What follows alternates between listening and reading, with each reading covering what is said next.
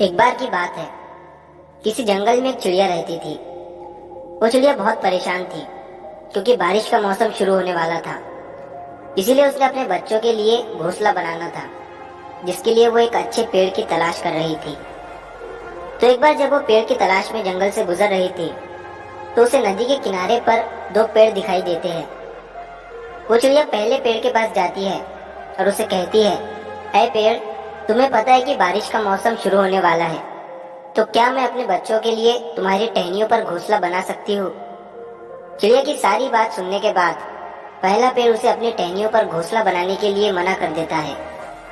फिर वो चिड़िया दूसरे पेड़ के पास जाती है और वो उस दूसरे पेड़ को भी रिक्वेस्ट करते हुए कहती है कि क्या मैं तुम्हारी टहनियों पर अपने बच्चों के लिए घोंसला बना सकती हूँ? दूसरा पेड़ चिड़िया को घोंसला बनाने के लिए हाँ कह देता है। तभी चिड़िया खुशी खुशी अपने बच्चों के लिए उस दूसरे पेड़ पर अपना घोंसला बनाना शुरू कर देती है और फिर वो उस दूसरे पेड़ पर अपने बच्चों के साथ रहने लगती है।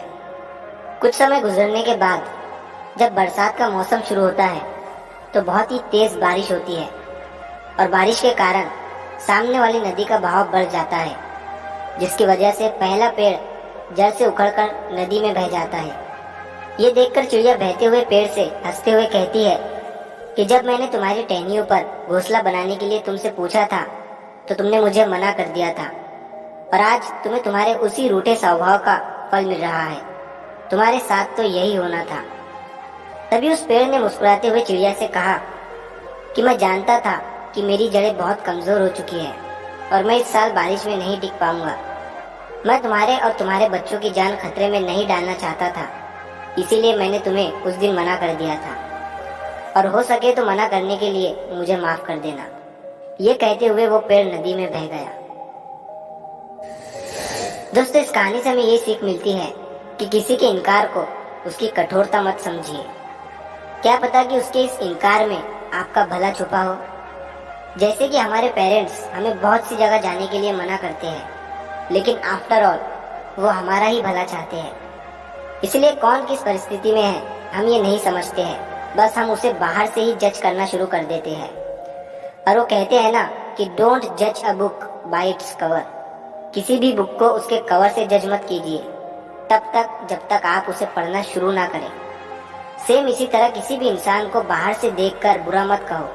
आपको क्या पता है कि उसकी लाइफ में क्या चल रहा है और वो अभी किस सिचुएशन से गुजर रहा है। तो बहुत सी बार बहुत सी गलत फहमियाँ हो जाती है, जिसकी वजह से हम अपनी जिंदगी में अच्छे लोगों को खो देते हैं। तो अगर आप इस कहानी को और भी लोगों तक पहुंचाना चाहते हो तो इस वीडियो को लाइक करें, ताकि YouTube इस वीडियो को और भी लोगों तक पहुंचाए। और अगर कहानी अच्छी लगी हो तो चैनल को सब्सक्राइब जरूर करिए।